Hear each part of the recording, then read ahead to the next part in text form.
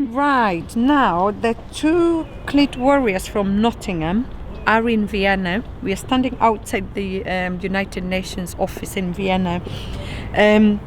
These t-shirts were designed to get people talking, because a lot of people are still finding FGM to be a taboo and they don't want to talk about it. And when we designed them, the first time we wore them, we actually realized people were talking. Yeah. And on the aeroplane, when we were coming here, we got a couple of giggles. Yeah. And then when we got off, people came to us, including the crew on the aeroplane. So it's fantastic. Yeah. It's working. What do you think? Well, they gave us words of support, and you tend to forget you've got it on, and then people look at you and think, oh, what? They're like, oh yes, yeah. It's just to get it talked about, open, feeling comfortable talking about FGM.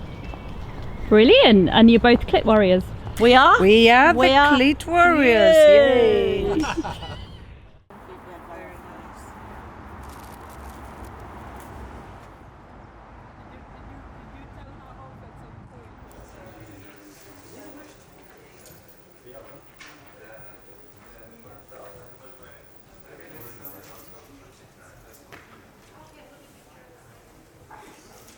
Realized that there was no work within the community to actually empower survivors and communities. And I wrote to local MPs, I wrote to all the councillors, the Office of the Police and Crime Commissioner. So Nottingham is the first city to do that.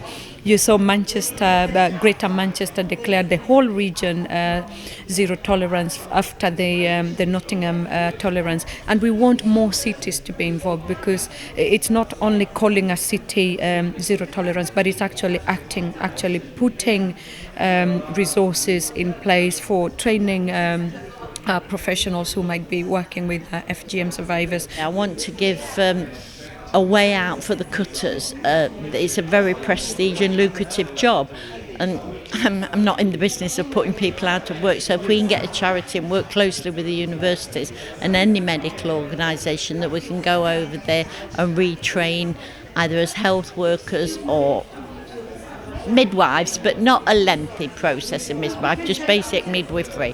I'm sure that we can do a double thing. We can eradicate the FGM, but also complement the health services to the villagers. And we use this fund to raise awareness of female genital mutilation. Without going into details, if you'd like to come and get more information, we'll be absolutely happy to talk to you.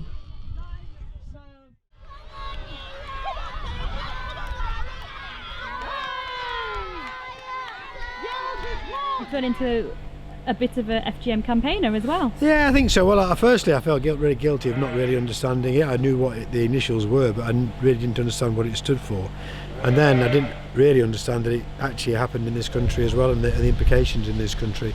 And then, by getting girls and families out into the farm, how rehabilitated they can be. So from thinking that I didn't know nothing about it to thinking I couldn't do anything about it, now to be an active campaigner is great. Talk about it at dinner parties. Well, I do, yeah, 'cause I'm proud of it. I mean, actually, it's always nice to talk about something different, and this is something different with a real meaning, and people need to know about it, and people need to know that it's still happening in this country.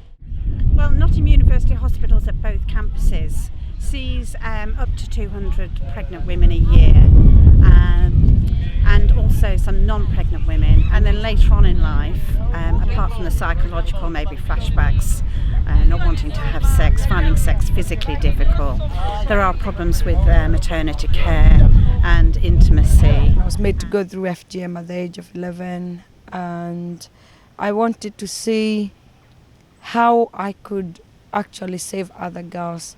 And for me, the reason I started speaking out against FGM was when I knew my nieces were at an age where they could have potentially been forced to go through FGM. So I said, nothing beats the love I have for those girls. I was speaking to a friend of mine who's a teacher at a school, and she was saying that they were talking to the parents, and we all know now that the cutting season's July, August, when the children are finishing school. They're either sent back home or... And when they have any suspicions, because it's mandatory that all teachers and any profession, health professional should report it, They bring the parents into school, tell them the legal point of view, and say, if this happens now, you are intentionally breaking the law, and we will have to follow this up. You've become very close, haven't you? Oh, extremely. I don't know. Yeah, I think it's gone from a friendship and colleagues to a family now. Yeah, I think I think of her as my daughter, and I'm concerned about her and proud of her and encouraged by her, and it's been an amazing journey. She drives me crazy as well. If David the farmer can talk about FGM at a conference with other farmers and say we are supporting this, anybody can do it.